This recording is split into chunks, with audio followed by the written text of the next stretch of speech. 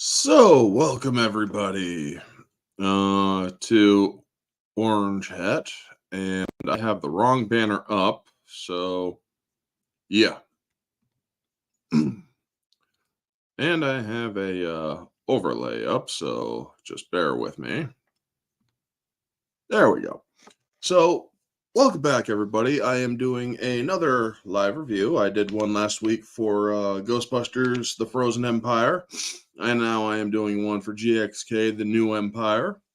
Both have the name Empire in it, which I think is funny, and both have um, the ice element introduced in the movie. That is not a spoiler, by the way. So, the way I am going to do this, folks, is I am going to be addressing the movie from an objective level with non spoilers first. I am going to do non spoilers first, and then I am going to do spoilers. Um, I just got out of the movie theater, so this movie is fresh in my mind. I really This movie is very good in my opinion.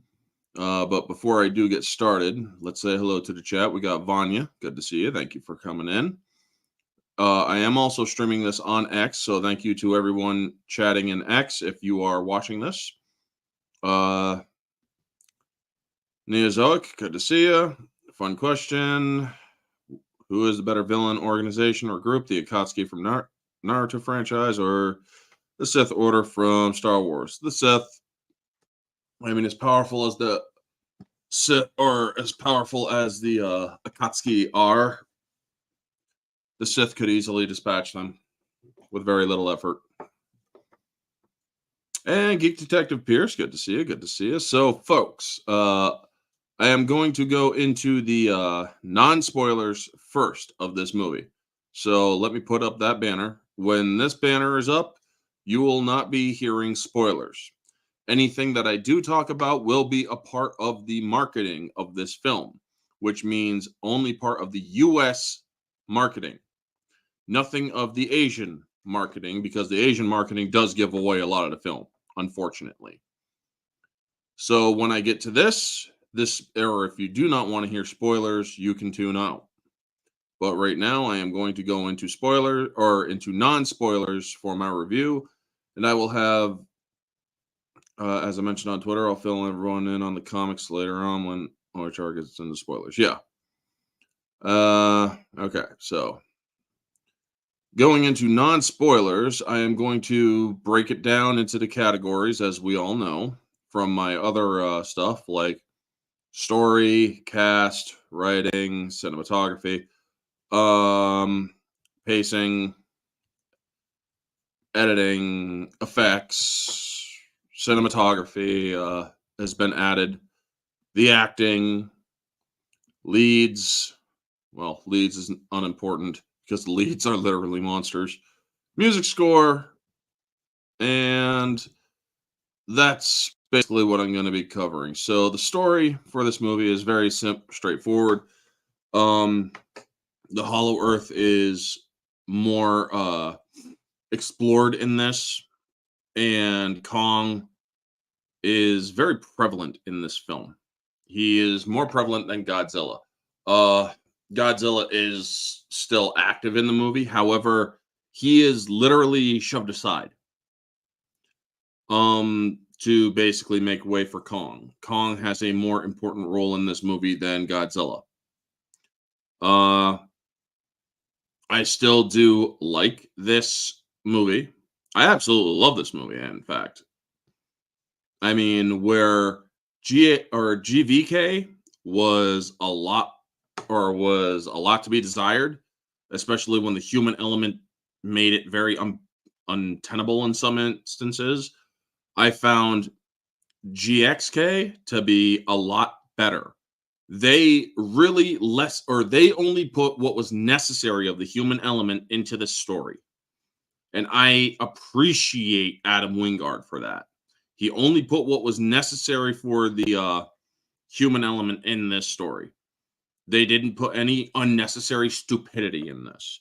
Also, a very fun fact about this movie, it's not woke at all. There is no agenda being shoved into your face. There is no identity politics being shoved down your throat.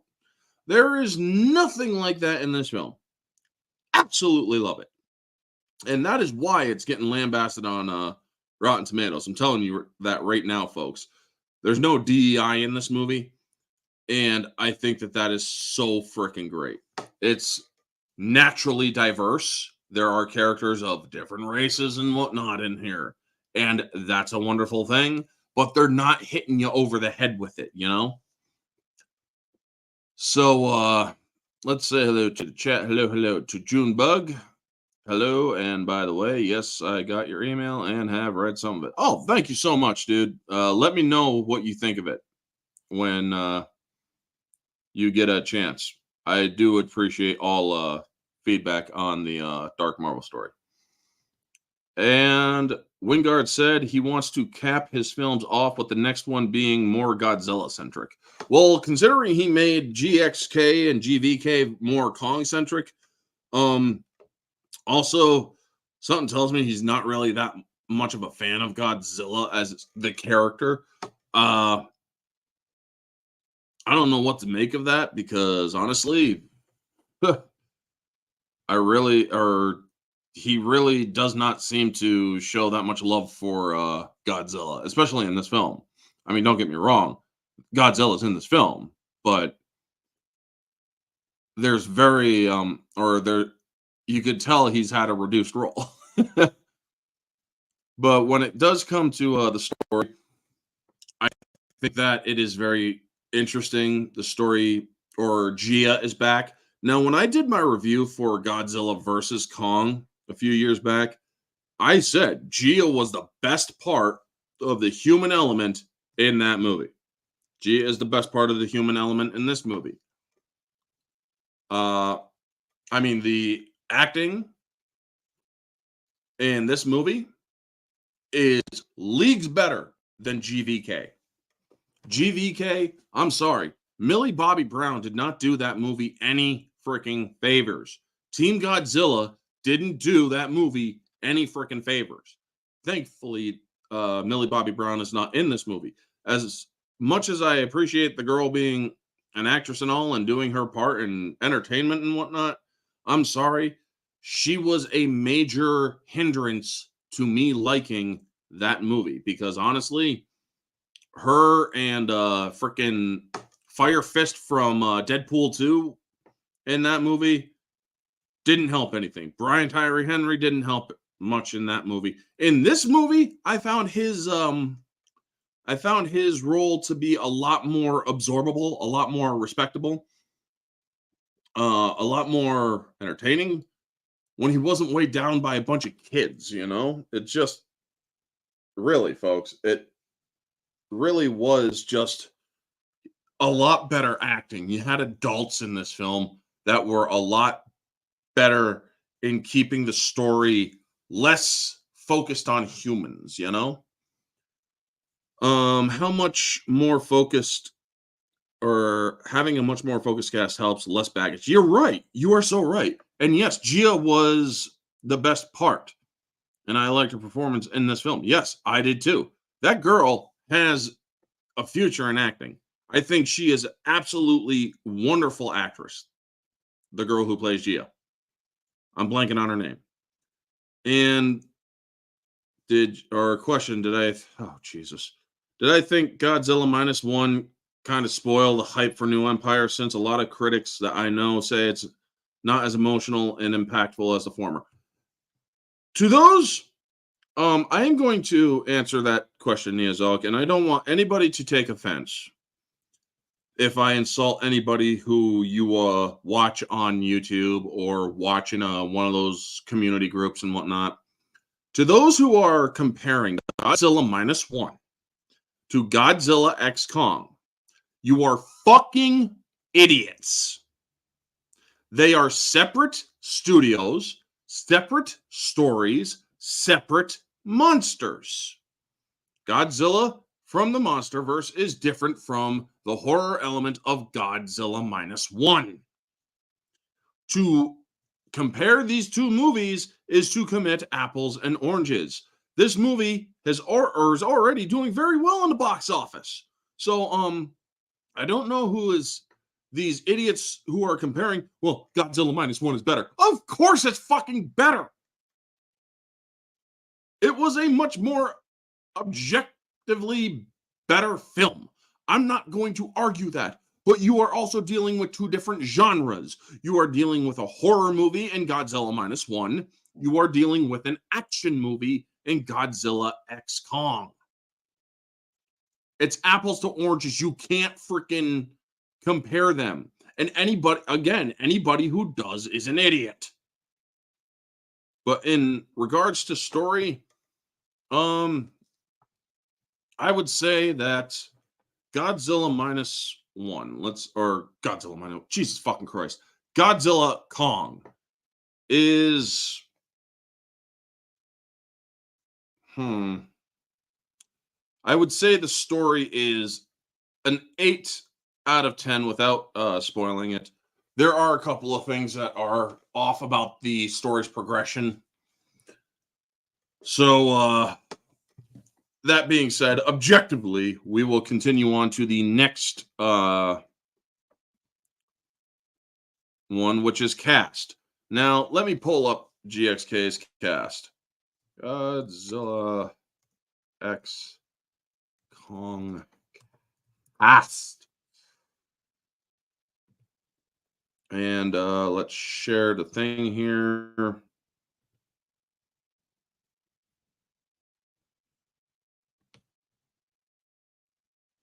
Turn off the audio because I don't need to hear anything of it. So you got the well, this is definitely not the same but okay. Yeah, this is not the same cast as or this is Jesus. Top human cast.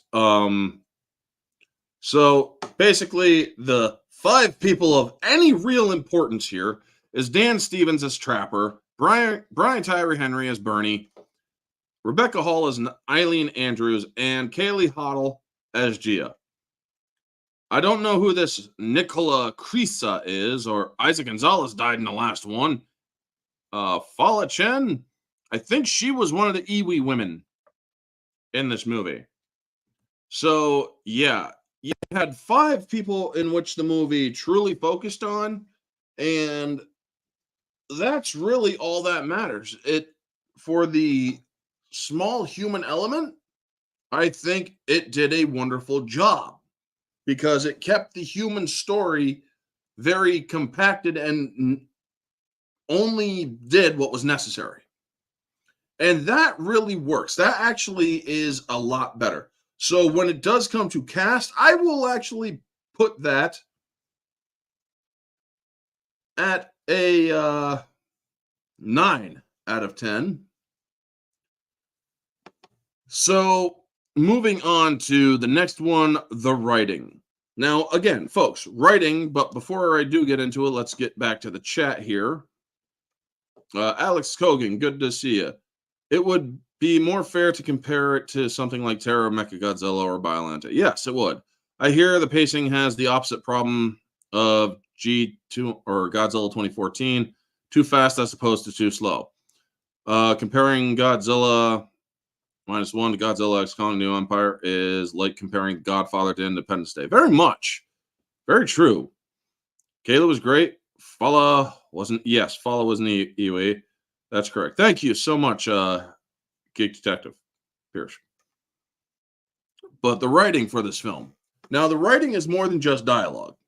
The writing is how you are essentially putting the story on the paper. What is going on in the greater world? Well, in this film, you have a lot more monster fights. You have more kaiju in this film. And I'm not going to spoil that until we get the spoilers of what monsters you have in this film. We all know that we have Scar King, who was the orangutan kind of mix of an orangutan and chimp when it comes to that specific kaiju. He's insane. I loved him. I thought he was a great villain. He was just that good of a villain. Um, how would I compare MonsterVerse Kong with other versions of Kong, such as the original 76, 2005? MonsterVerse Kong is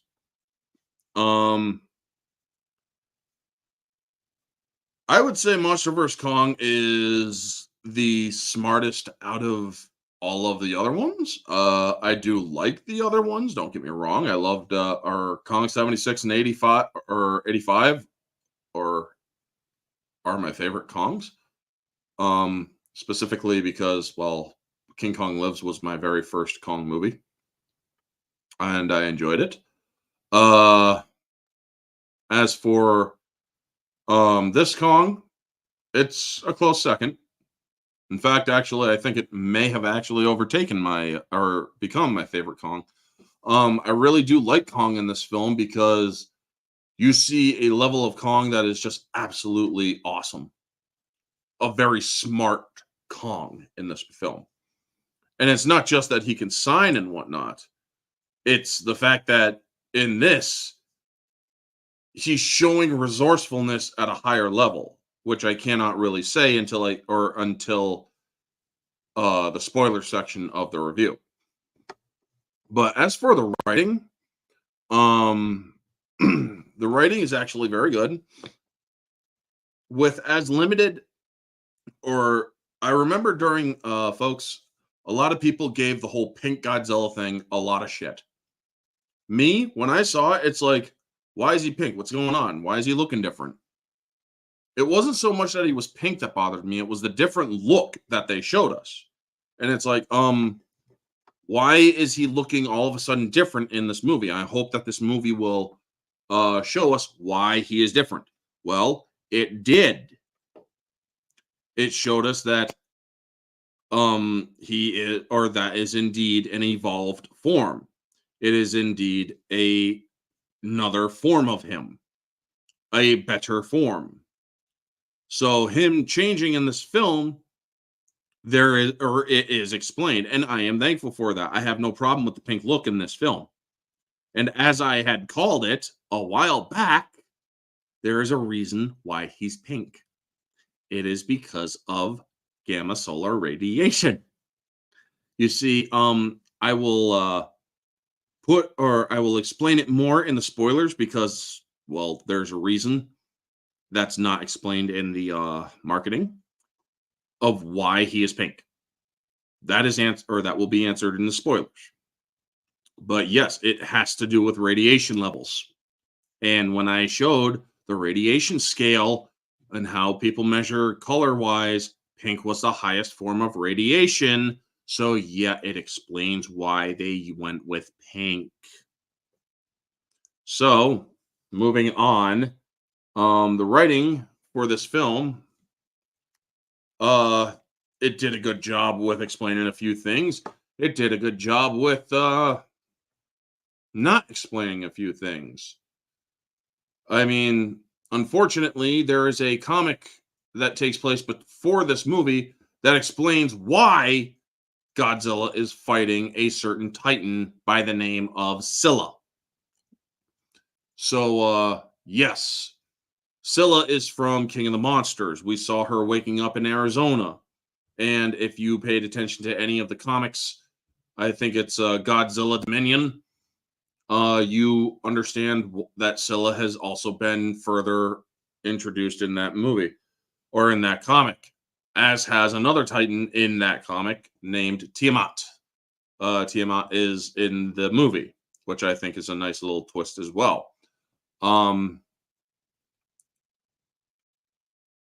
Folks, the writing, however, the dialogue does a good job. I like the character of Trapper. He's wily. He's written well. His character is basically he's the wily veterinarian. He's helping Kong with a few things. Eileen Andrews comes back. Gotta say, Rebecca Ferguson does a good job in this film. as she did in Godzilla Kong. Godzilla Kong's Team Kong was the better human element in the movie. Bill Skarsgård was lesser of a better element in the movie. Because he was kind of just making himself look like an idiot most of the time. But I thought that he did okay in the film, but in this movie, he's not here, but Trapper is. Kaylee as Gia, wonderful freaking job. Her character is written well because when you write a character who is deaf, who has or whose only form of communication is through sign, and you also have scenes in this movie where people are not speaking and do not speak because the Iwi are back in this film. That's not a spoiler. They showed it in the marketing. The Iwi are back. They do a good job at expressing what these people are feeling simply through gesture. Writing those kind of scenes does a very good job at expressing this. So when it comes to this movie and when it comes to the writing, I put the writing at about 9. It's actually that good. So writing 9. Cinematography next. But before I continue, let's go to the chat, see what they have to say. Despite looking a bit aged, well, he's aging a lot because years have passed. It's been like 5 years between Godzilla versus Kong and Godzilla X Kong. I believe they actually did say that. I'll add to the explanation of OHR is doing spoilers. Stay tuned. Axel Kogan. If they go back to the old blue, I hope they keep the new Stegosaurus tail spikes. They're not going back to blue. He's pink for good. He's pink for good. Possibly.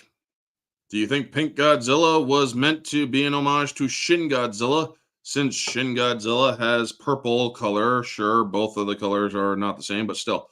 I think there's a little bit of Godzilla 2000, maybe a little bit of stuff for Shin. But honestly, I think it's due to simply because of the radiation scale. Pink being the highest. Dominion is referencing that. The Hunted carries bits of the fight in Godzilla into the film. Yes. Cinematography. This film did a good job with cinematography. When you are dealing with angles, with characters, with camera movements, when you are focusing on certain elements, when you are doing up and down and whatnot to convey scale and size and whatnot, they did a wonderful job. Cinematography is a 10 out of 10 in this film.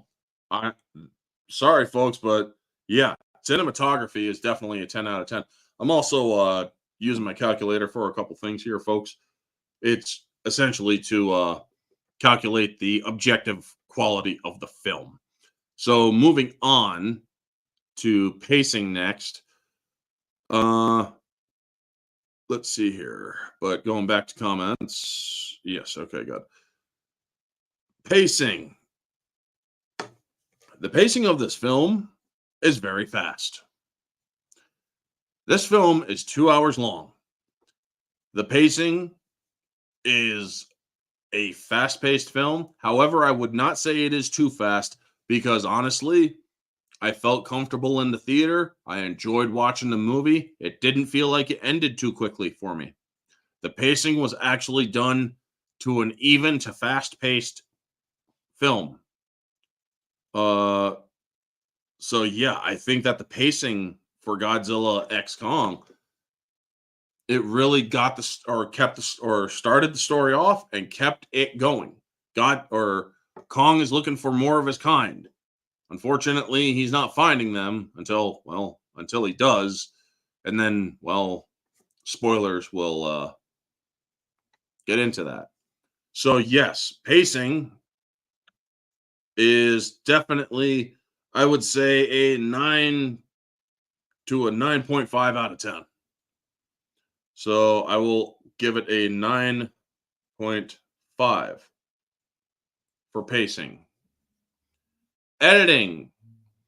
The way that they are cutting between Godzilla, Kong, and different things, it is, or they don't have fade outs, they don't have wipe or screen wipes. It's the blunt cut to another scene. And that is fine. And in this film, it's actually done in a comprehensive way that doesn't bother you too much. The only problem is editing. Conveying how much time passes between a few or between scenes is a problem. How long does it take these characters to get from one spot to another? How the heck did something, or there's another problem of when did a certain vehicle arrive at a certain place? There is a little bit of problems with the editing. So yes, the editing will actually be an 8 out of 10. There is a couple of problems with it. Effects. Special effects were done very well in some cases, extremely well in other cases, and lesser than better in other cases. Where Suko or Shiko, the little Kong, which was shown in the marketing, his digital was not as good.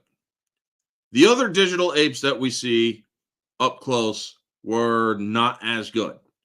Kong, you got some good definition, you got some good skin texture and digital texture there. Godzilla, up close, you got all that stuff, good texture there.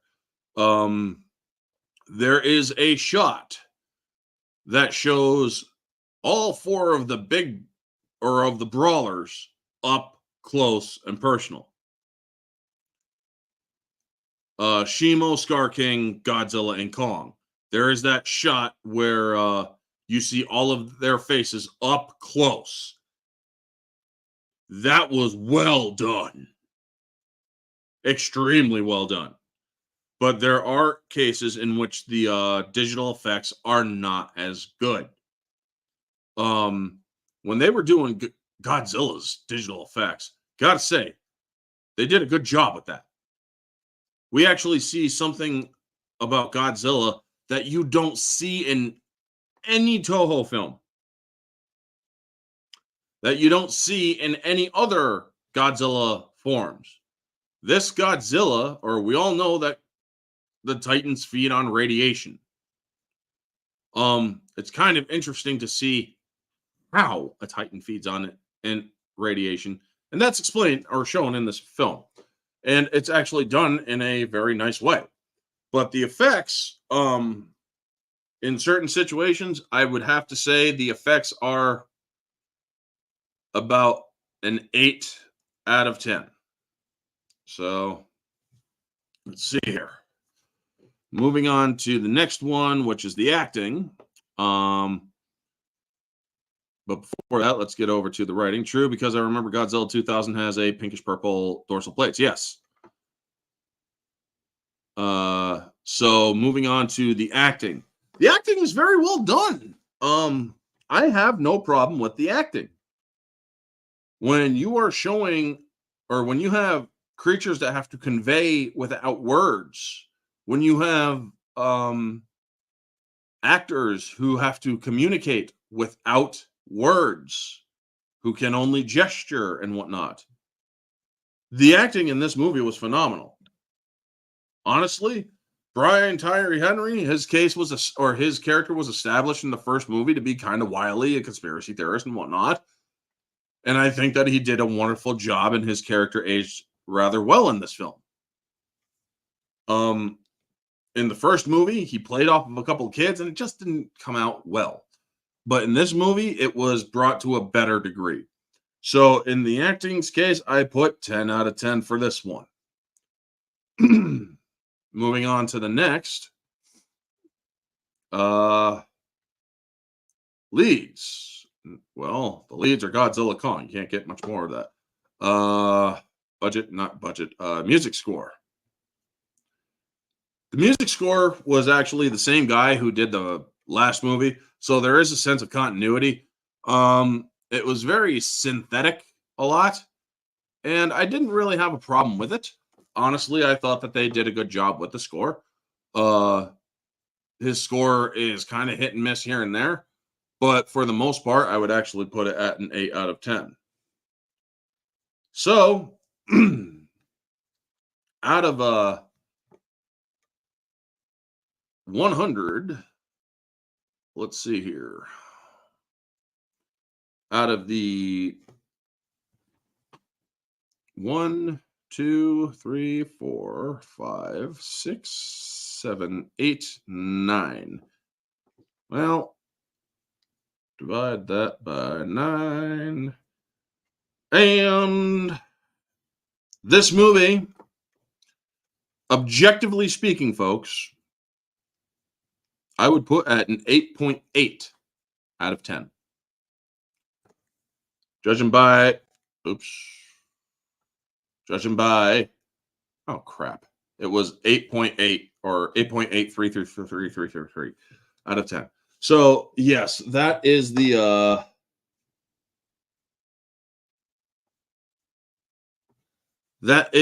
objective part of this review.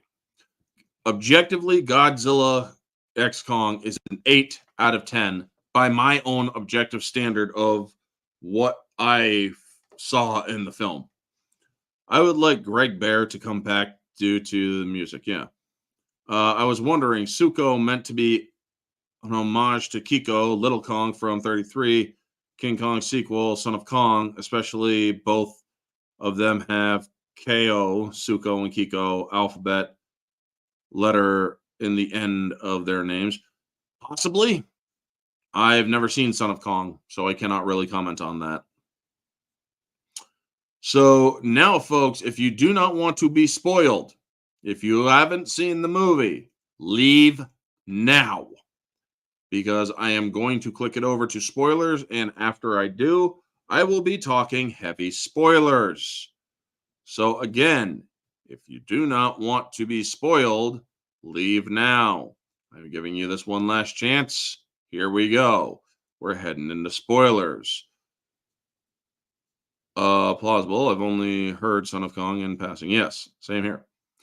So now that we are into the spoiler territory, I am going to be talking a lot more about the movie, like the specific fights between Godzilla and Scylla. It's not really explained why he is fighting Scylla until it is in the comic, in which it is the Hunted. Apparently, this human guy is pissing off Titans on the surface, and, well, Scylla is not really listening to Godzilla. And that is the reason why he decides to kill Scylla and go after her and fight her. There's a nice little shot in this film where Godzilla literally roars at a helicopter that got too close to his face. That is it's a nice touch to show that these things are interactive, you know.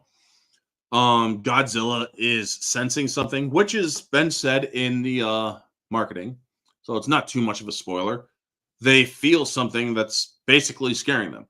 Godzilla is sensing something that he knows he needs to be as strong as possible for, and therefore that is why you see him go in France, where he sucks up as much radiation as he can from a nuclear plant.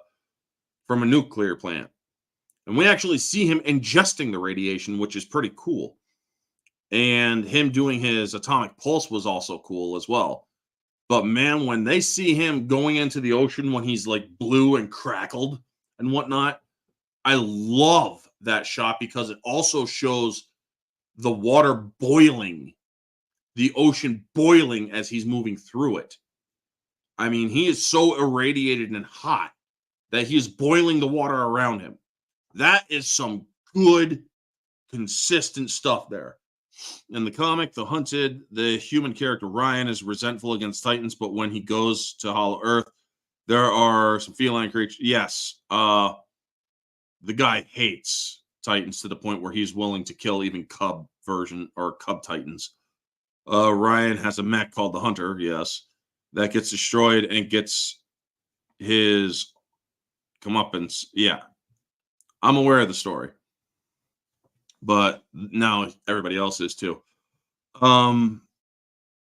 Godzilla in this film, he's looking, or not Godzilla, Kong is looking for more apes. And I was wondering if the next MonsterVerse Godzilla film will include their take on Manila or Godzilla Jr. They got Doug. You guys remember Titanus Doug from Godzilla or versus Kong? He's the one that grabs one of those little crabby Titan things and looks at the camera like, eh? You see him in this movie. It's a nice little thingy here between him and Kong. Was Godzilla smaller and more agile before he turned pink? The whole Conroy, the reason why he turned pink was because he was supercharged. He had to evolve because he knew that there was a giant threat coming. And that threat happened to be Shimo and Scar King.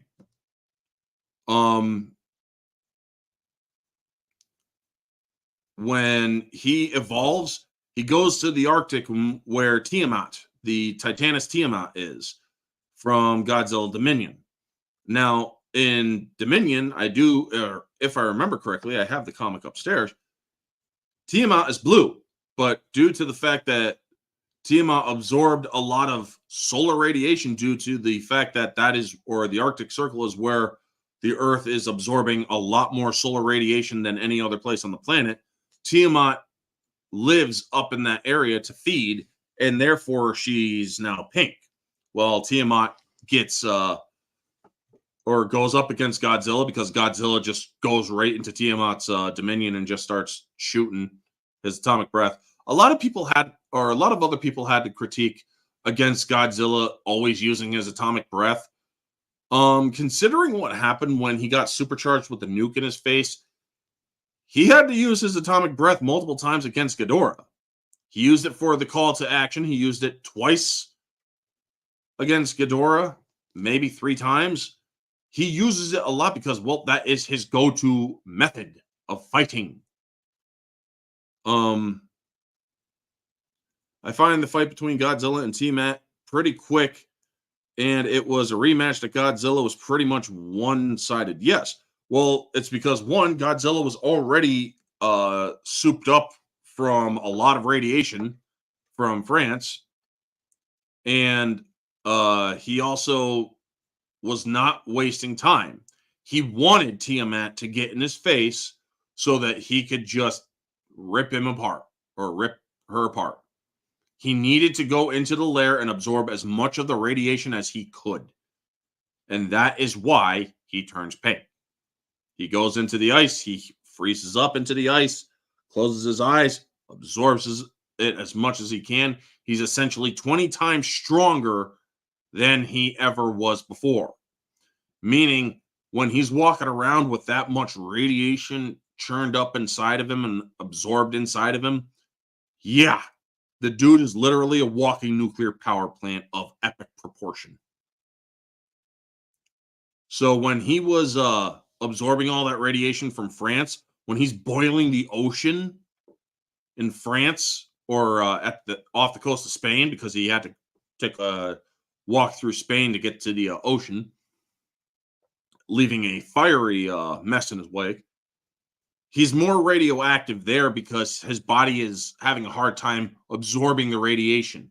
But when he goes into hibernation and he is able to convert all of that radiation into the new form that he gets, the new form is able to contain the radiation within him. That is my theory on the whole radiation thing with Godzilla, as well as why he is pink, highest concentration and color scale of radiation. So Kong ends up finding Suko and a few other, or like 3 other Kong species, gorillas, apes, and they attack him. Zuko attacks him. And Zuko essentially, he is a kid that was getting his initiation by working for the Scar King.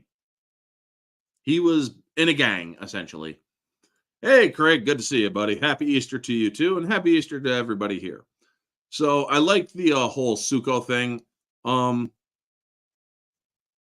Zuko is a mischievous little fucker. I'll tell you that right now. I liked his character. I thought it was okay. Shimo, gotta say, man, when Shimo's comes out, and also you see the fight between Kong and Scar King, that fight is brutal.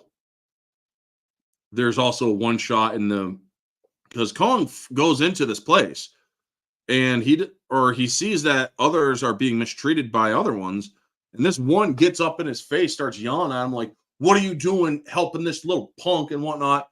And you get the Kong POV shot where you just see him basically go punch out a fucking other Kong because it's up in his face, and he's like, "Yeah, that's right. What do you want?"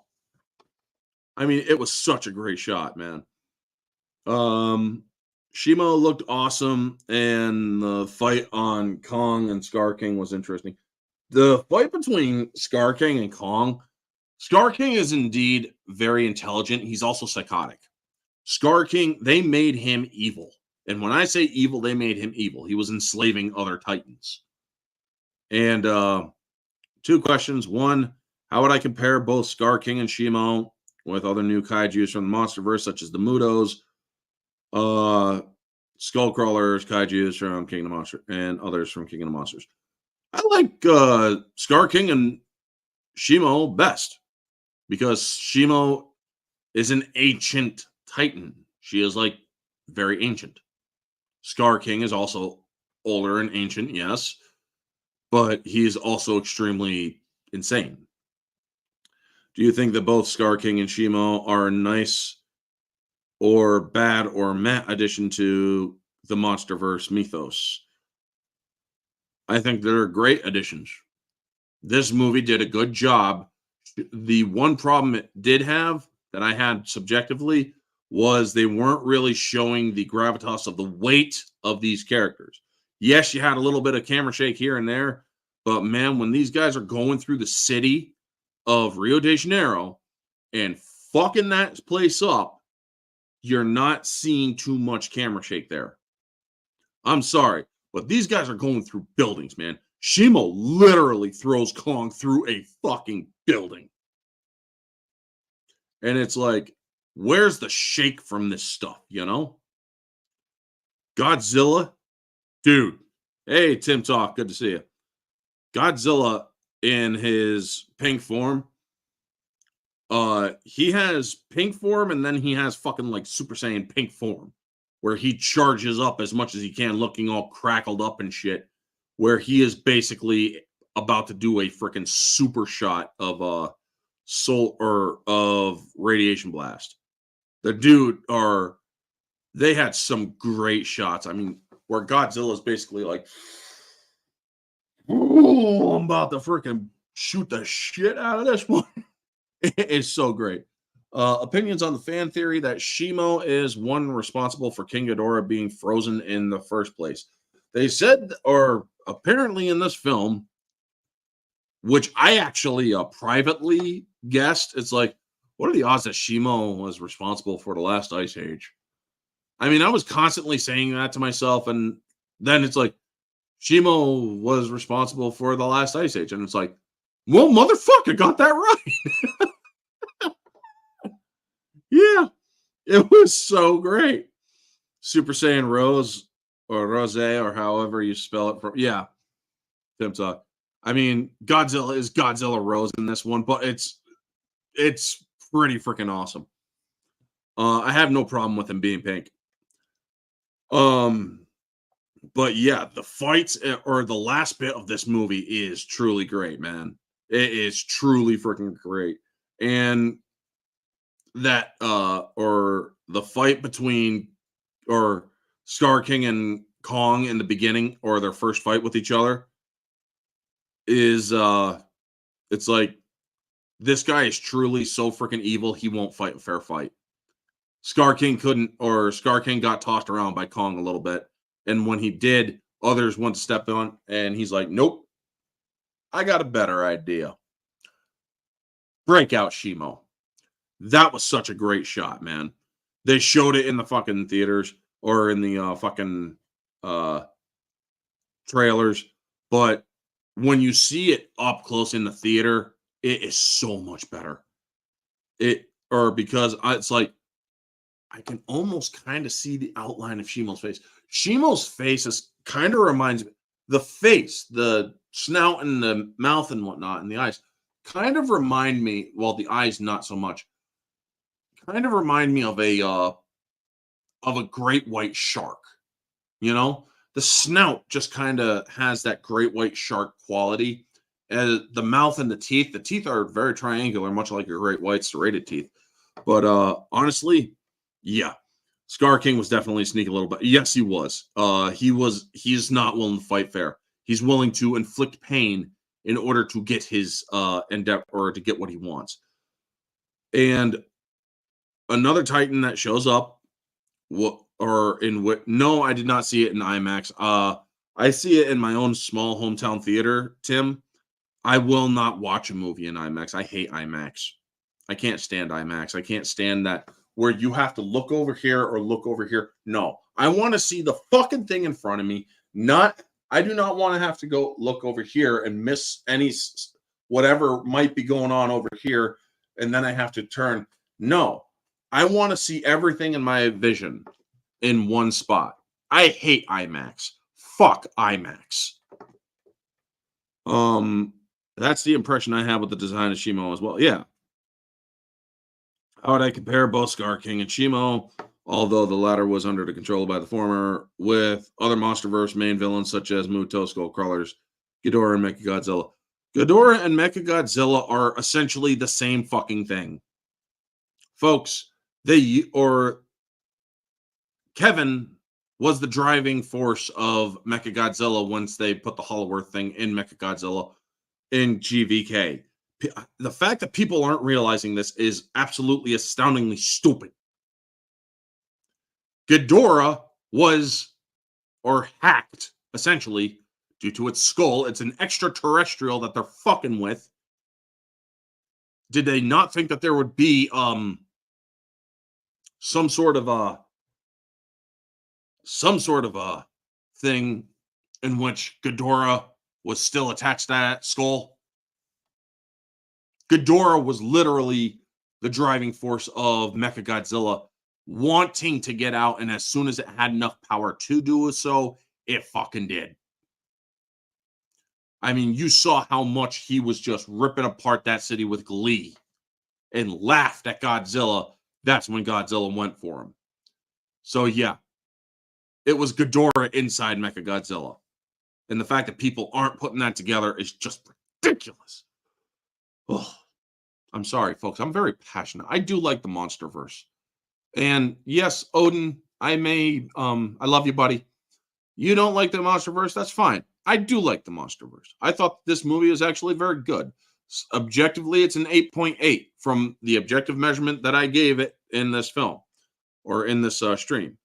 Subjectively, I put this movie at a 9 out of 9. Even 9, maybe squeeze into a 9.5.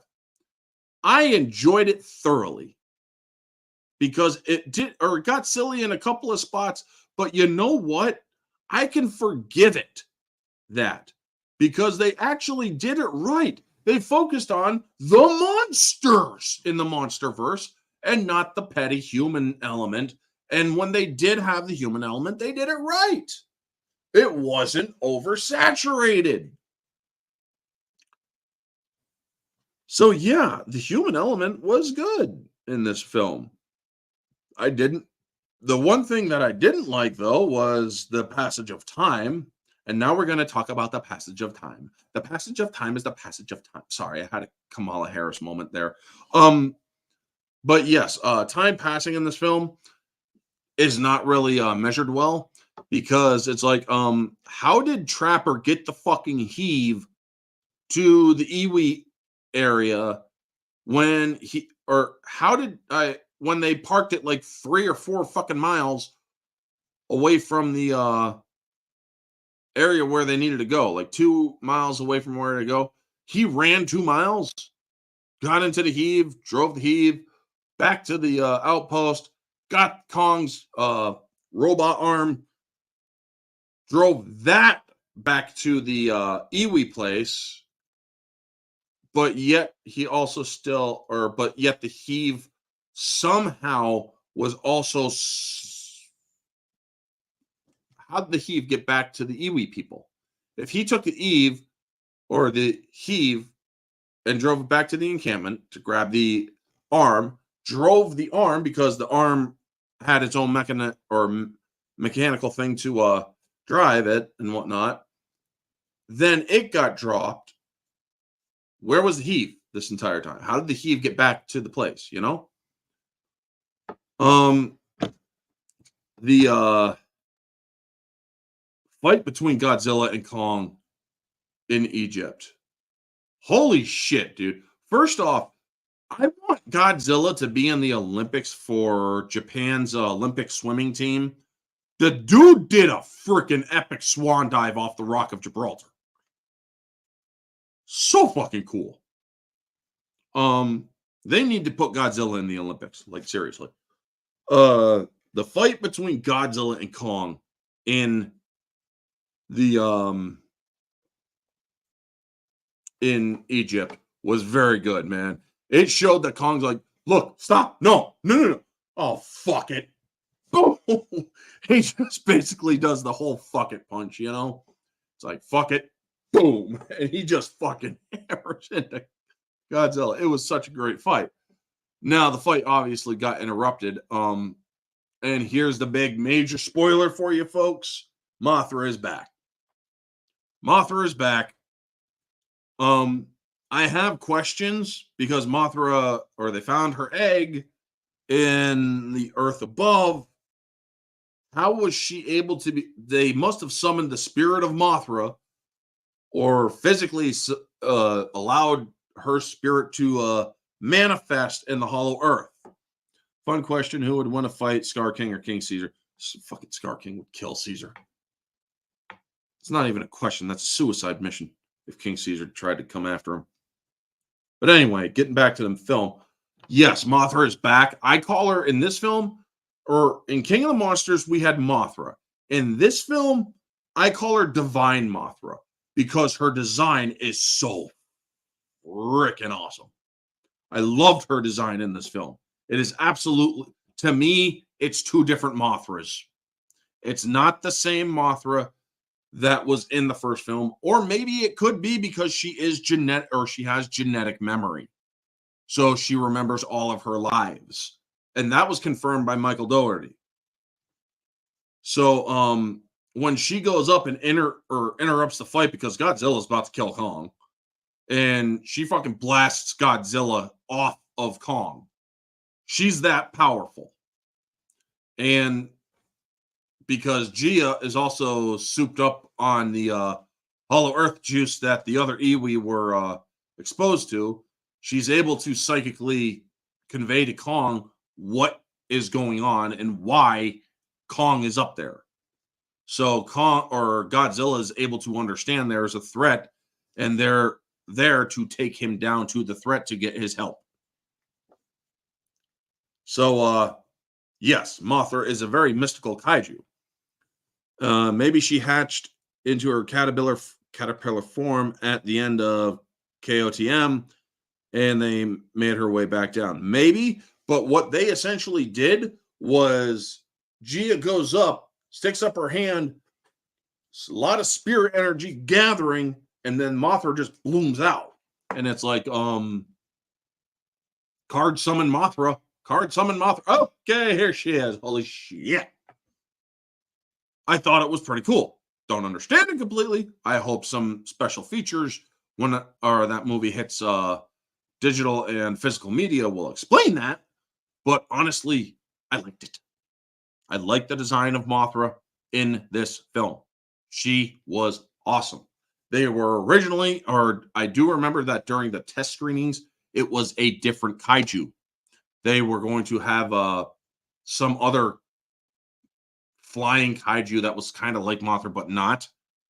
Instead, it's like, no, bring back Mothra for her when they did that. It's like, yeah, you need to bring her back. Everybody's going to want Mothra back. And man, when I saw Mothra, I got a tear in my eye. I'm not afraid to admit that, folks. I get tears in my eyes watching King of the Monsters. When she freaking comes out of that cloud like a fucking meteor and whatnot, great moment. Mothra is one of my favorite monsters. Next to Godzilla and Rodan, Mothra is one of my favorite monsters. Probably because the second or the third, no, it was either the second or the third movie that I seen that was Godzilla related. And when I was like 3 years old, was Godzilla versus Mothra, and I really loved the Mothra sequences. Those big, beautiful eyes of hers. You know, it was a fun freaking thing. Fun question: who would win in a fight, Scar King or King Ghidorah or Mechagodzilla? Scar King would wreck Mechagodzilla shit. Scar King versus King Ghidorah? Nope. You see Scar King versus Godzilla, he's always running. He can't get a bead on Godzilla. Scar King is a ape kaiju. He is an ape enemy. The best fight against him is another ape in Kong.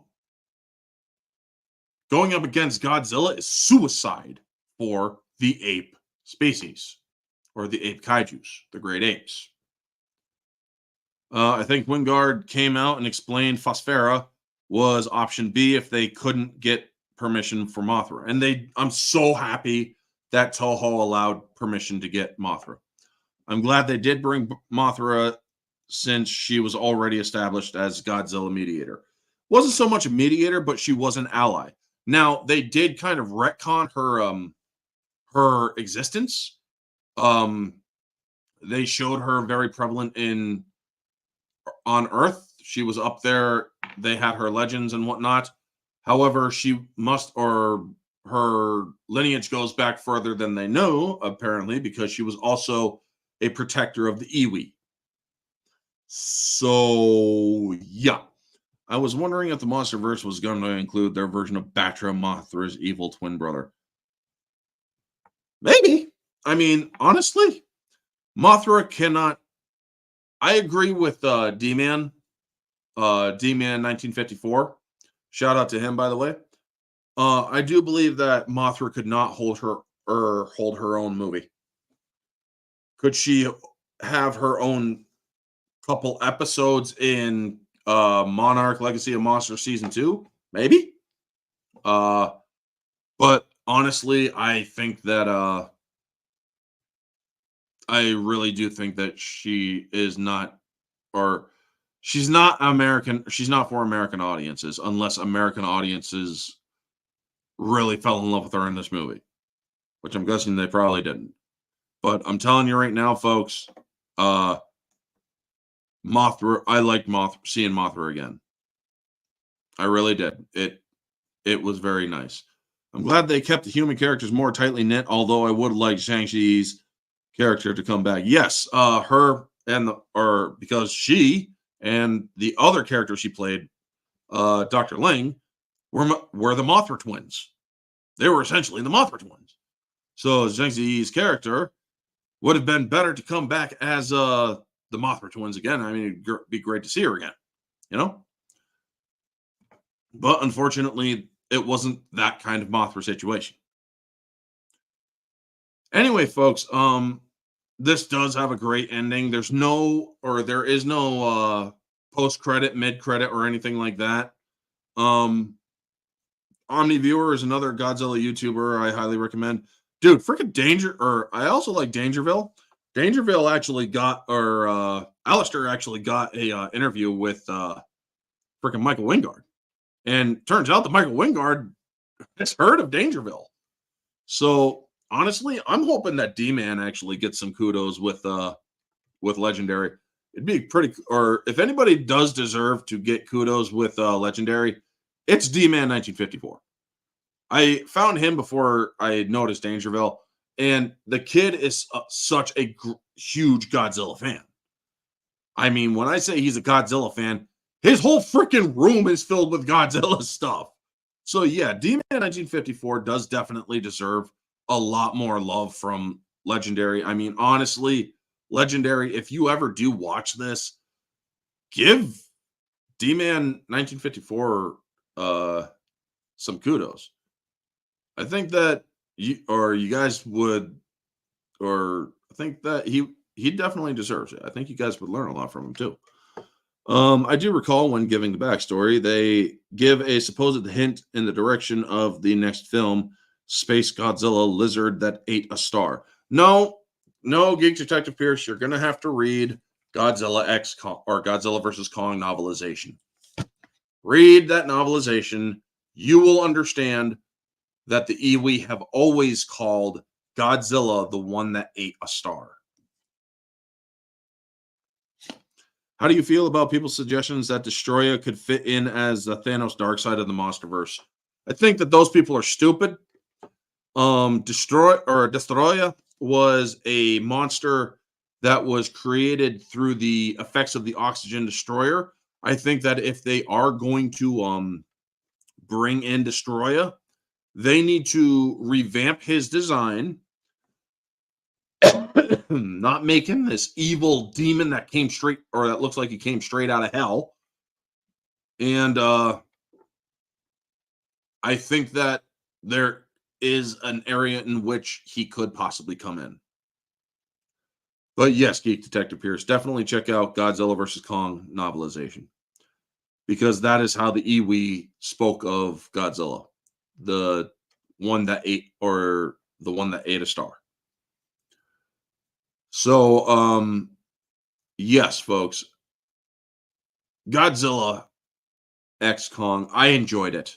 Subjectively, I thought it was very good. Objectively, it didn't oversaturate the film with human element. The human element was only in there as far as necessary. The characters were digestible this time. I didn't see any stupidity in the human element in this one, meaning we don't understand why he's doing this. We don't know why he's doing this. It's like, who the fuck cares why he's doing it? Now, another thing that I am going to comment on is that there's a lot of people that were talking about how Godzilla was attacking humans and whatnot due to the fact and why he's attacking humans and killing humans and such, when he's supposed to be this guardian of balance in nature. Godzilla is a guardian of balance in nature. Yes. Nature doesn't necessarily mean just humans. Humans have actually upset the balance of nature quite a lot, because they, in their arrogance, humanity as a whole is basically a very untenable creation. And therefore, Godzilla is there to keep humans in check, to let humans know you are not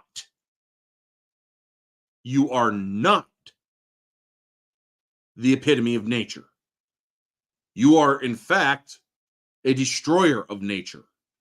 So yes, I will, or if you are not doing anything stupid, I will leave you alone. However, if you fuck with nature, I will fight you. That's why he was going after Apex, because they were fucking with the laws of nature. Godzilla doesn't answer to humanity's laws. He answers to a much higher law. Now, the apes were protectors of humanity. They interacted with humans, the Iwi on Skull Island and the Iwi down below. So yes, they were originally that. Now, but then those same YouTubers go and ignore the issues they ramble about when a more favorable film does them.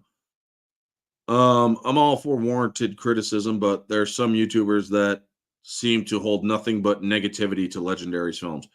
I don't know about those YouTubers. The main Godzilla YouTubers that I pay attention to are the ones that are like D-Man 1954 and Dangerville. I am curious as to Altiori's thoughts on Godzilla Kong. I'm hoping she gives her thoughts on it because I would love to watch her review. Our Altiori is a great freaking YouTuber as well. Shout out to Altiori. Um, she does a good job with her reviews as well. She looks at them from a very critical lens, and I do enjoy them. She also adds her own little humor, and it's pretty cool too. So anyway, folks, that is going to basically be my review for Godzilla Kong. Um, Godzilla Kong is an absolute wonderful film. I like it. It's not Oscar worthy. It's nothing to compare to Godzilla minus one. To compare it to Godzilla minus one it's an exercise in stupidity. It's an exercise in idiocy. So yes, to compare those two, it's absolute stupid. It would be funny if Monster Group or Monsterverse included Gamera to the mix. Can't. Gamera is separate from Toho, not part of Toho. Both of them, Gamera and Godzilla, fight each other for the title and the Guardian of Gamera. Yeah. It'd be funny if they did, but they'll never do it because Gamera is not a part of Toho. Toho doesn't own Gamera. Gamera's a separate being. You only get Godzilla versus Gamera in fan fiction. Sorry. But yes, folks, thank you so much. Neozoic, Alex Hogan, Geek Detective Pierce, Vanya, Neozoic, I already said. Conroy, Tim Talk. Who else? Craig, thank you for coming in. Conroy, 1776. Who else? Junebug, thank you for coming in. Let me know what you think of that story. And anyone else who has the Dark Marvel story, I would appreciate any feedback that you have. So yeah, thank you to everybody who joined in on X as well. Thank you so much. Have a happy remainder of Easter. Christ is risen.